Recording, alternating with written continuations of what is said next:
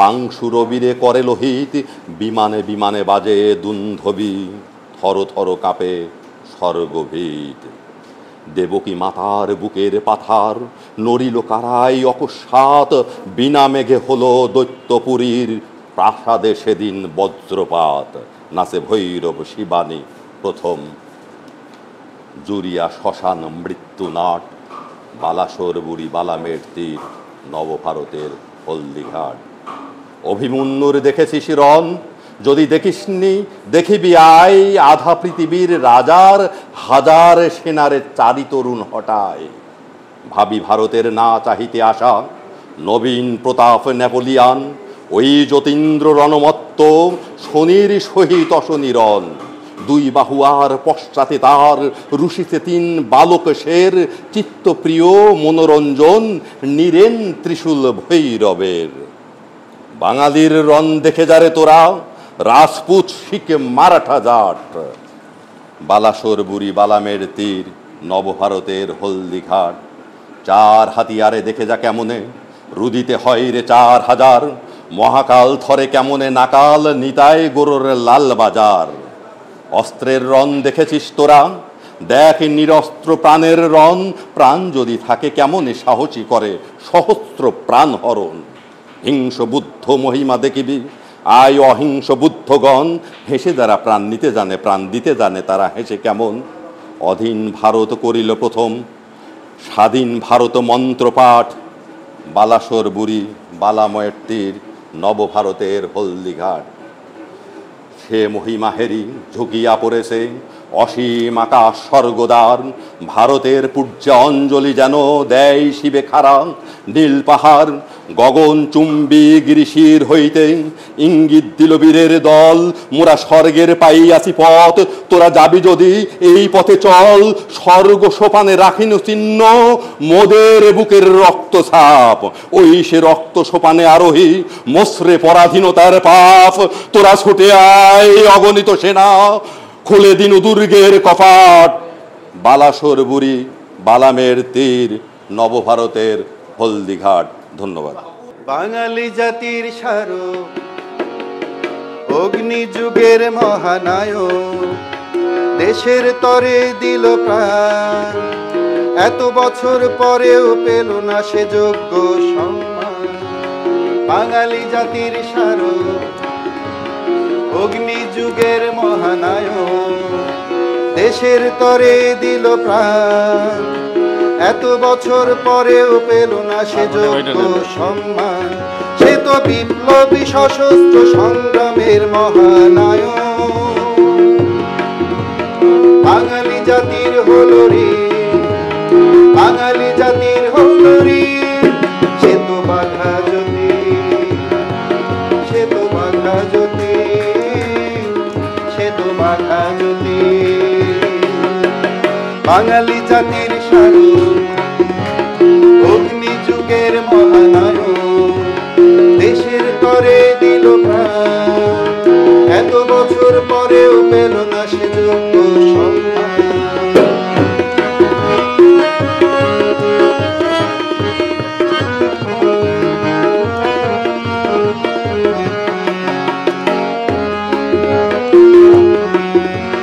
কালিমায় জুটবে কলঙ্ক বুঝবে না যদি না যোগ্য উত্তরাধিকার হই। বাঙালি অহংবোধ থাকবে না চিরদিন যদি না যতীনের ভাগ্য মেটায়।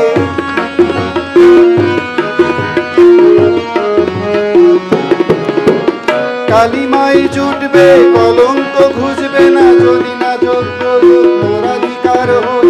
বাঙালি অহংবোধ থাকবে না চিরদিন যদি না যতীনের ভাগ্য মেটায়। সে তো বিপ্লবী সশস্ত্র সংগ্রামের মহানায়ক,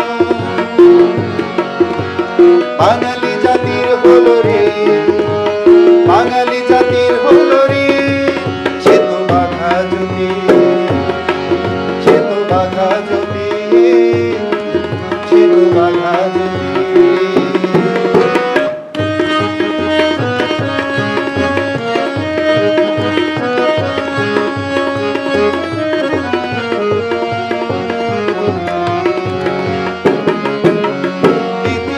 বলে বাঘা যতীন, প্রগতি প্রদর্শক রাজনীতির সুনীতির ধারক। ইতিহাস বলে বাঘা যতীন, প্রগতি প্রদর্শক রাজনীতির সুনীতির ধারক। সে তো বিপ্লবী সশস্ত্র সংগ্রামের মহানায়ক। বাঙালি জাতির হলো ঋণ, বাঙালি জাতির হলো ঋণ। সে তো বাঘা যতীন, সে তো বাঘা যতীন, সে তো বাঘা যতীন। বাঙালি জাতির সাধক, অগ্নি যুগের মহানায়ক। দেশের করে দিল প্রাণ, এত বছর পরেও পেল না সে যোগ্য সম্মান। সে তো বিপ্লবী সশস্ত্র সংগ্রামের মহানায়ক। বাঙালি জাতির হলো ঋণ, বাঙালি জাতির হলো ঋণ। সে তো বাঘা মধ্যে ওনার এই অবদানকে নিয়ে রাষ্ট্রীয় পর্যায় পর্যন্ত এখন এটা নিয়ে অনেক লেখালেখি, অনেক অনুষ্ঠান, জাতীয় পর্যায় থেকে এখন অনুষ্ঠান হচ্ছে কুমারখালীতে।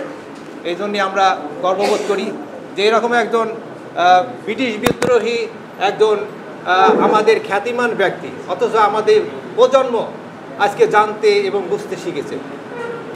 বাঘা যতীন, যার নামের আগেই বাঘের শব্দ যুক্ত আছে, তাহলে বুঝতে হবে যে সেই সময় তিনি কত শক্তিশালী ছিলেন এবং তার কত মনোবল ছিলেন। বাঘা যতীন নামেই এটা বোঝা যায়। তো তার জীবন কাহিনী সম্পর্কে আমাদের যারা এখানে উপস্থিত আছেন, অতিথি এবং গণ্যমান্য ব্যক্তিবর্গ, তারা আলোচনা করবেন।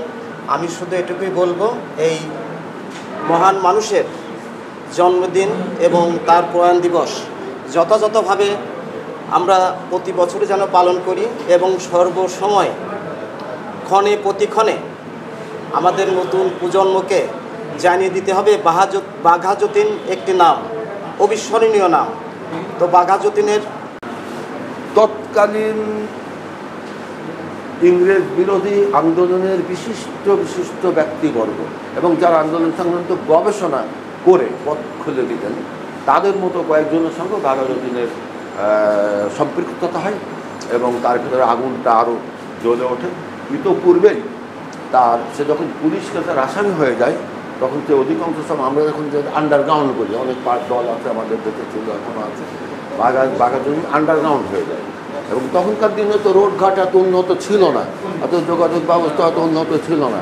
আর তখন বিশেষ করে আমাদের অঞ্চলটা বর্ষাকালে বেশিরভাগই ভেসে ডুবে যেত, যেহেতু রাস্তাঘাট ছিল না। তো তাদেরকে ওই নদী, খাল, বিল, বন, পাহাড় দিয়ে লোকচক্ষুর অন্তরালে ওই সুদূর ভারত দিয়ে জার্মান পর্যন্তও তাকে যোগাযোগ করতে হয়েছে। তিনি একসময় উপলব্ধি করেছিলেন যে অস্ত্রের রাজনীতি ছাড়া এর প্রতিবাদ করা সম্ভব নয়। আমাদের আরেকজন বিপ্লবী বীর, এবং আমি মনে করি যে একই বীরতে দুটি ফুল। তার আরেকটি ফুল হচ্ছে আমাদের কাজী মিয়াজান। কাজী মিয়াজান আমাদের নিকটের মানুষ, যার বাড়ি দুর্গাপুর। মিয়াজানকে জঙ্গিবাদ দিই, মিয়াজানকে ওহাবি ট্যাগ দেওয়া হয় নানাভাবে, নানান ধরনের ট্যাগ। কিন্তু উনি ব্রিটিশের বিরুদ্ধে যে প্রথম আজাদি সংগ্রাম, অর্থাৎ আমরা যে স্বাধীন হব ব্রিটিশের কাছ থেকে, এই স্বাধীনতার লড়াইয়ে কাজী মিয়াজান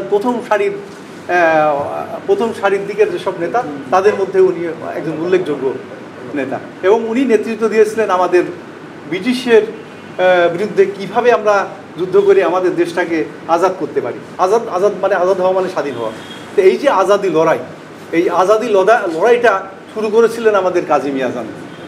কাজী মিয়াজানের কথা আমরা মুখে বলি, বাংলাদেশের আমাদের কুষ্টিয়া জেলার এমন কোনো অনুষ্ঠান নাই যেখানে বিশিষ্টজনরা কথা বলতে গেলে কাজী মিয়াজানের নাম উচ্চারণ করেন। কিন্তু আজ পর্যন্ত আমার চোখে বলল না যে কাজী মিয়াজানের নিয়ে একটা সেমিনার, একটি সিম্পোজিয়াম, একটি সভা বা কোনো কিছু করা হয়েছে। এটা আমাদের জন্য একটা মানে বড় ধরনের দৈন্যতার পরিচয় আমরা দিয়েছি, তার প্রতি আমরা অশ্রদ্ধা করেছি। রাতের পরে দিন আসে ফিরে, মাসের পরে বছর আসে ঘুরে, মাগো হারানো ভাইরা কেন আসে না ফিরে। রাতের পরে দিন আসে ফিরে, মাসের পরে বছর আসে ঘুরে। মাগো হারানো ভাইরা কেন আসে না ফিরে, মাগো হারানো ভাইরা কেন আসে না ফিরে। মাগো কেঁদো না, মাগো কেঁদো না, কেঁদো না।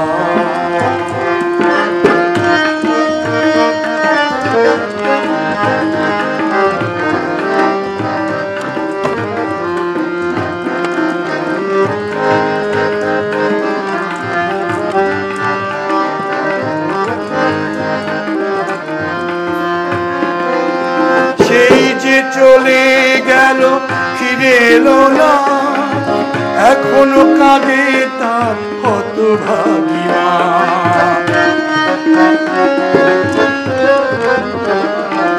সেই যে চলে গেল ফিরে এলো না, এখনো কাঁদে তার হতভাগী মা।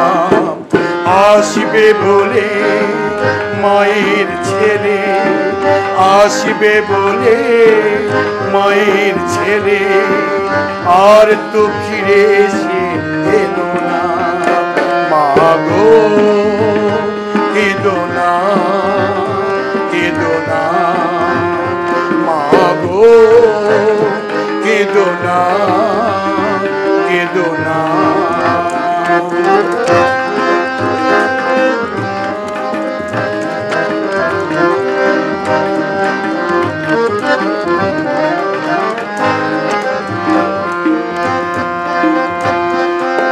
ছেলে হারা কত মায়েরই ডাক, হারানো ব্যথায় এসে যায়। ছেলে হারা কত মায়েরই ডাক, হারানো ব্যথায় এসে যায়। এমনি করে আরো যারা আছে, এমনি করে আরো যারা আছে, একে একে সবাই ফিরে এলো না। মাগো কেঁদো না, কেঁদো না, মাগো কেঁদো না, কেঁদো না। রাতের পরে দিন আসে ফিরে, মাসের পরে বছর আসে ঘুরে। মাগো হারানো ভাইরা কেন আসে না ফিরে, মাগো হারানো ভাইরা কেন আসে না ফিরে, মাগো হারানো ভাইরা কেন আসে না ফিরে। এরকম অসংখ্য বিপ্লবী মানে বললাম না 8 জন উল্লেখ করার মতো বিপ্লবী কুষ্টিয়া জেলা রয়েছে। এই বাঘাযতীন, বাদে কাজী মিয়াজান, শামসুদ্দিন আহমেদ, এরা বাদে। তো প্রত্যেকেই হচ্ছে প্রত্যেকের সময় একটা রোল প্লে করেছে, কারোর সাথে কারোর কম্পেয়ার হয় না। আমাদের যখন কলকাতা প্রেস বললে যে আপনারা খালি এই বুদ্ধিকে আমরা যদি আমাকে যে প্রশ্ন করা হয়, আমি প্রীতিলতা সহ দিয়ে সহ অন্তত 20 জনের বেশি জানবো না, কিন্তু শত শত বিপ্লব, হ্যাঁ শত শত, আমরা মঙ্গল পাণ্ডে বা আমরা প্রীতিলতা, সূর্য সেন, এইটা। আর লোকালি যেটা কাজী মেজান, পিয়ারি সুন্দরী, রাধা বিনোদ পাল, এদের রোলটা ওই বড় বড় নগরে উচ্চারিত হয় না, হ্যাঁ। যে তো সেই কারণে প্রত্যেকে ইম্পর্টেন্ট। এটা তো আমাদের ঘাটতি, যে আমাদের হচ্ছে অজ্ঞতা এবং আমাদের চর্চার একটা বা এক ধরনের মানে গভর্নমেন্ট বা ইয়েতে থাকলে আমরা এক ধরনের গভর্নমেন্ট ইয়ে হয়ে সেটা আমরা করি, যার ফলে অনেক কিছু আড়াল হয়ে যায়। তো এই আড়াল থেকে বের করে আনা, কারণ এই সমস্ত মানুষ এমনি কিংবদন্তি, এখানে আলোচনা করলেই কি না আলোচনা করলেই কি, আমরা আলোচনা না করলে, অনুষ্ঠান না করলে কিছুই যায় আসে না, ঠিক আছে। যে জমিদারি প্রথা বিলুপ্ত করেছিল জমিদার শামসুদ্দিন আহমেদ, যে ক্লাউড কমিশনের সদস্য ছিল 7 জনের মধ্যে একজন, যিনি শেরে বাংলার সাথে কন্ট্রাডিকশন করে মন্ত্রিত্ব ছাড়িয়ে দিল, 1 বছর পরে আবার আসে। যিনি খাজা নাজিমুদ্দিনের সাথে কন্ট্রাডিকশন করে বার্মার রাষ্ট্রদূত 1951 সালে ছেড়ে দিল। এই মানুষটা কিন্তু 1900 কত সালে মারা গেল, 31 অক্টোবর 1969 না 67, যাই হোক, তার মানে ভাষা আন্দোলনের পরও রয়ে গেছে। তাকে নিয়ে কিন্তু কেউ আর চর্চা করি নাই। ওই সময় 52 থেকে 67 পর্যন্ত তারা সরকারে ছিল, পাকিস্তান আমল ছিল। তো সেই সময়ের উনি তো ঢাকায় ছিলেন, ঢাকায় হাইকোর্টে প্র্যাকটিস করতেন। ওই সময় তাকে নিয়ে তার কোনো লেখা বা পঞ্জিকা বা এরকম কোনো কিছু পাওয়া যায় না। ওই সময় কেন করি নাই? ওই সময় সরকার কে ছিল? পাকিস্তান সরকার। পূর্ব বাংলার প্রধানমন্ত্রী কে ছিল? অপোজিশন রাজনৈতিক দল কারা ছিল? তারা কেন সংসদীয় মিনিস্টারকে নিয়ে চর্চা করি নাই, জানাই নাই কেন? তো যাই হোক, এটা হচ্ছে আমাদের সকলের অজ্ঞতা এবং যার যার দায়িত্ব সেটা হচ্ছে আমাদের শতভাগ করা। কারণ হচ্ছে বিপ্লবী একটা আলাদা ব্যাপার। এটা আমরা ব্রিটিশে শুনে আসছি, 71-এর মুক্তিযুদ্ধের সময় আমাদের বয়স 0, এখানে যারা আছে তারা দেখছে। 24টা তো আমাদের চোখের সামনে দেখছে, 24টা তো চোখের সামনে দেখছি, শত শত মানুষ মারা যাচ্ছে।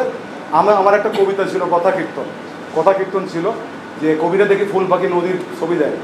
যে কবি সমকালে তার ঘটে যাওয়া কোনো ঘটনাকে উল্লেখ করে না, সেটা কিসের কবি, কিসের সাহিত্যিক?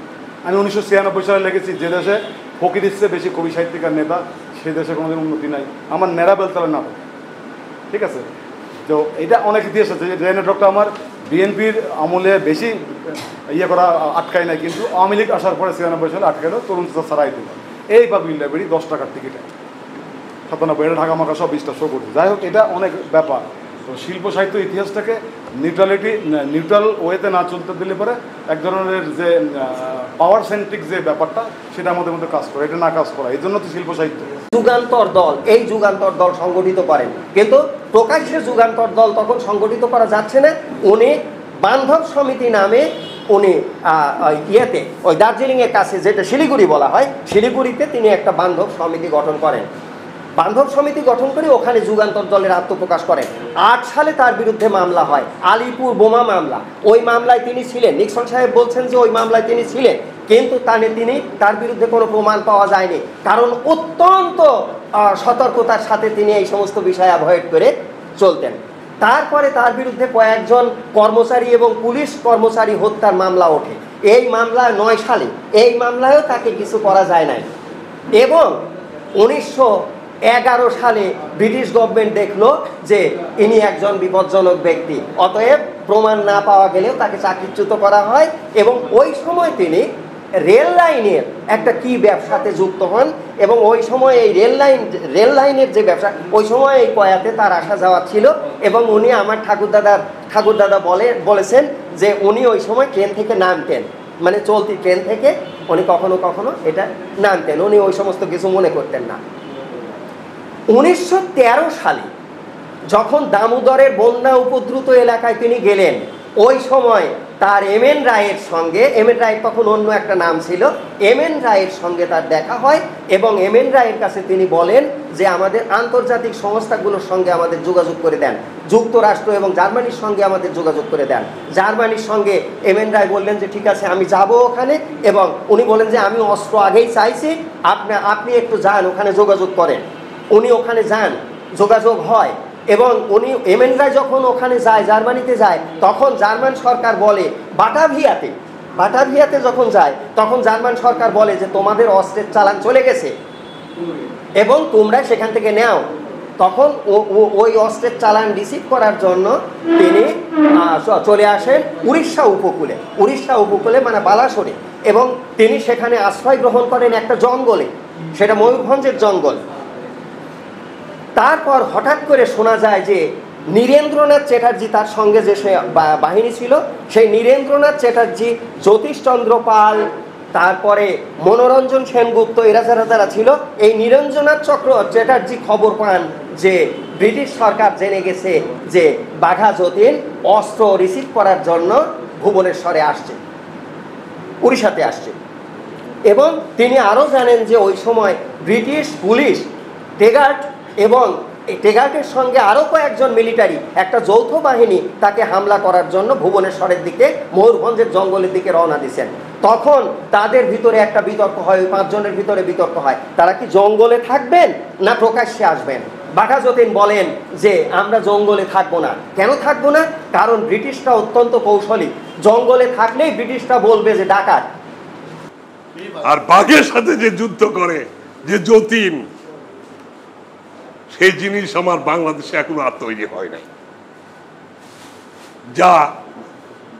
যাকে নিয়ে আমরা কয়াতে গর্ব করি, সারা বিশ্বে তার কথা বলে, কলকাতা থেকে শুরু করে যার কথা ওঠে, ব্রিটিশ বিরোধী আন্দোলনের কথা ওঠে, তাকে নিয়ে বলার আমার ভাষা নেই।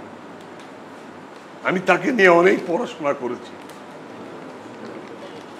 কিন্তু আমি দেখলাম বাঘা যতীনের মতো একটা সাহসী লোক আমার বাংলাদেশে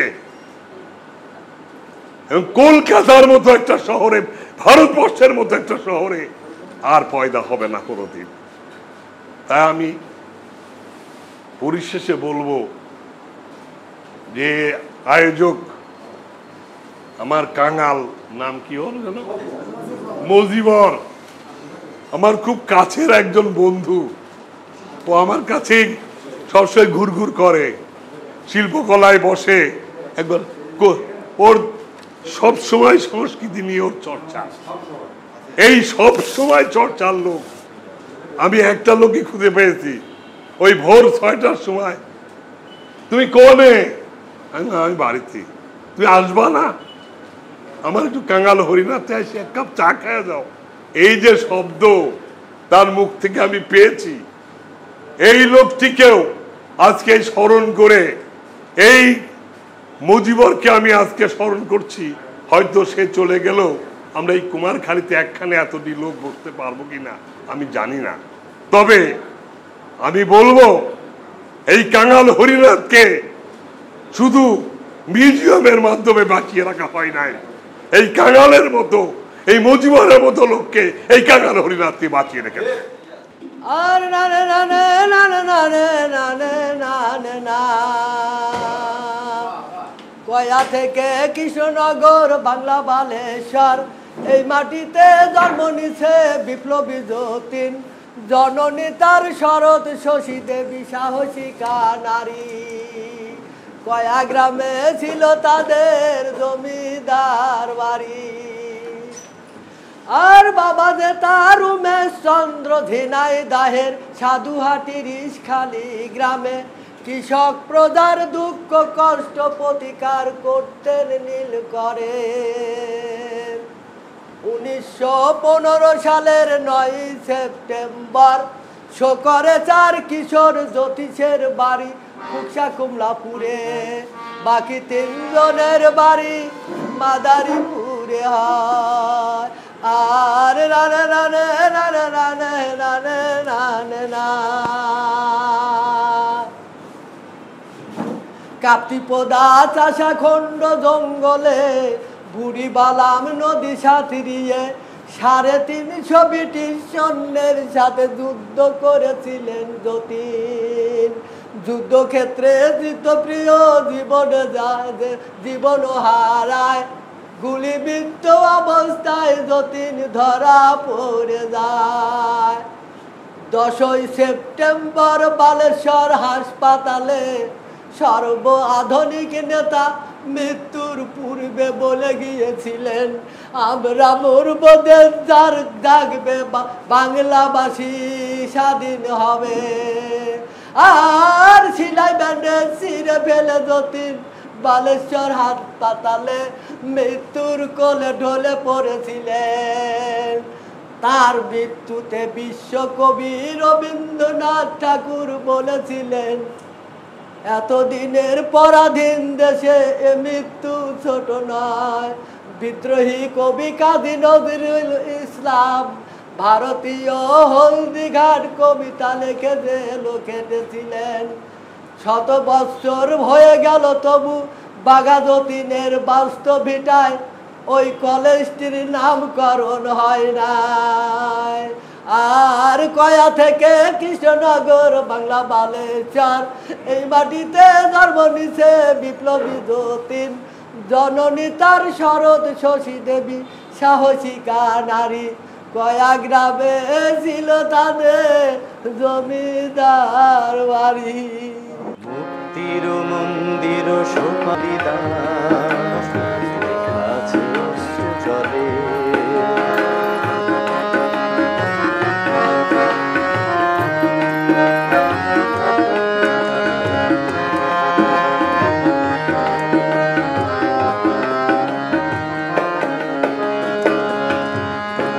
যারা স্বর্গগত তারা এখনো জানে স্বর্গের চেয়ে প্রিয় জন্মভূমি, এসো স্বদেশ ব্রতের মহাদীক্ষা ধরি।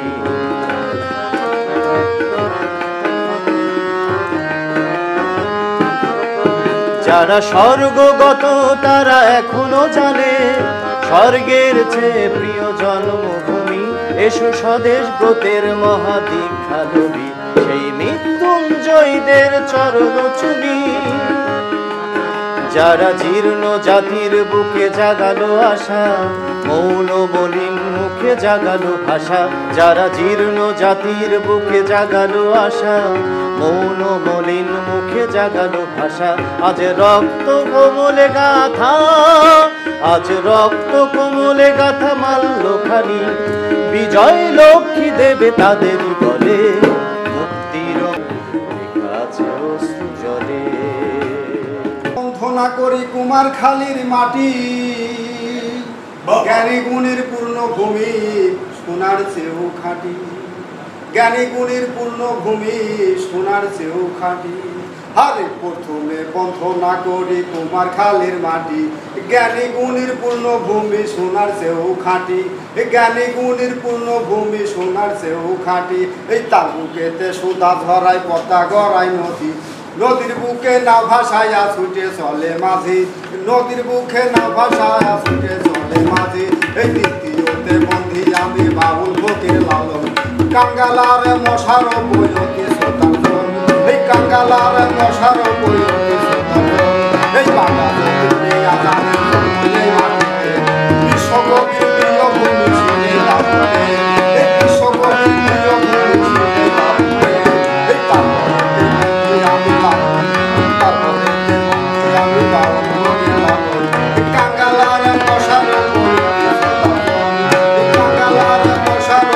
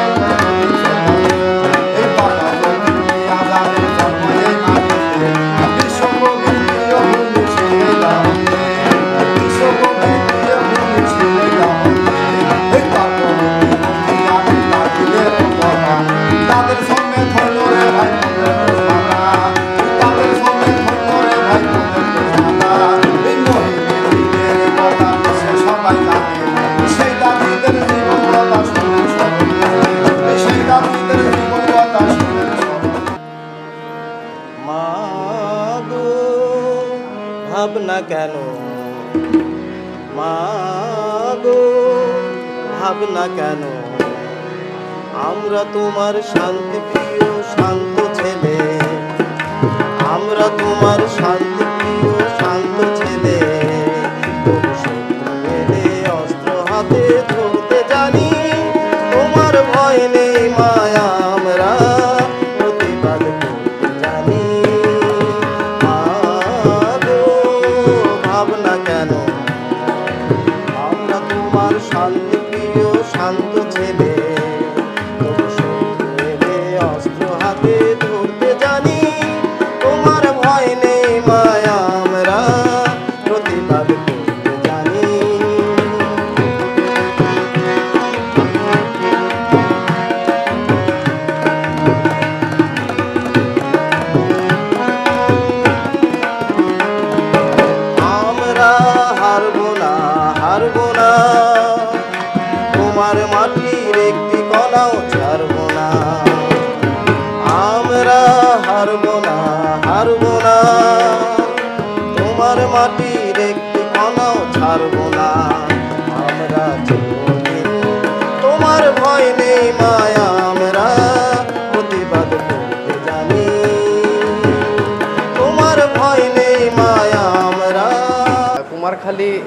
কুষ্টিয়া থেকে বিভিন্ন গুণীজন এবং বলতে আজকে বিপ্লবীর অনুষ্ঠানে উপস্থিত হয়েছেন কিন্তু আর এক বিপ্লবীরা। আমি মনে করি যে সাংস্কৃতিক বিপ্লব ঘটানোর জন্য এখানে যে কয়টা মানুষ উপস্থিত হয়েছেন এটাই আমরা মনে করি যে আমাদের যে বিপ্লব হওয়াটা দরকার, এর জন্য এটাই এনাফ। অতএব যেমন বিপ্লবী বাঘা যতীন ওই একাই যেমন 100 লোকের ভূমিকা পালন করতো, হাজার লক্ষ কোটি লোকের ভূমিকা পালন করতো, আজকের অনুষ্ঠানে যারা উপস্থিত হয়েছেন আমি আশাবাদী যে এনাদেরকে নিয়ে আমাদের লিটন ভাইয়ের যে প্রয়াস ছিল যে এই বাঘা যতীনকে নিয়ে বড় কিছু করা,